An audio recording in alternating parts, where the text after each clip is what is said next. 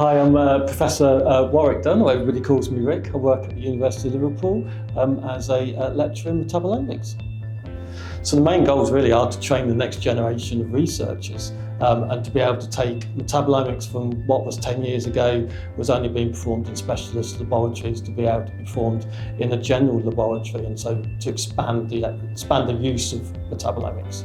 So having LECO instruments, we have a BT4D system. Having those instruments there again links into the hands-on experience that we want to provide with the trainees. So they get to sit around, they get to use the instrument, use the software, the maintenance, run their own samples as well, and use that. So having that hands-on experience again allows them to go back into their own labs and use the instruments in their own way. I think it's about being state-of-the-art and showing them both what can be done, but the limitations and difficulties as well, and how to overcome them as well. So, for example, metabolite identification is very important in metabolomics, and so we teach them how to generate their own in-house libraries, how to pick which metabolites, how to collect that data, how to process that data in that process, and then they run some blind chemical standards and look and work through the identification of that. So again, being able to go through that whole process with the instrument provides a better training environment. And really, systems that we've used within the Met project, which was 10, 12 years ago it finished, but it really developed. It was the first time that we were able to apply GCMS, GCxGC-TOFMS to large-scale studies in human health. So we were analysing over 3,000 samples, serum samples within that project.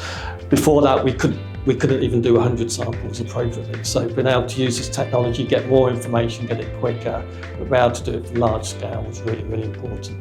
And the LECO Pegasus system we used for that really drove that forward.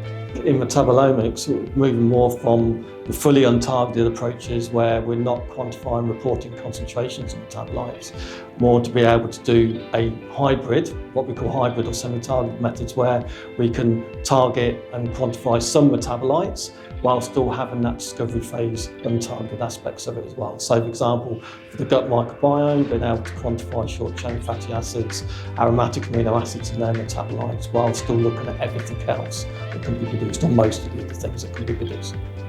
I really like the ease of use, the robustness as well. So when you're looking at large-scale studies, for example, there's a 600 sample study going through the system at the moment.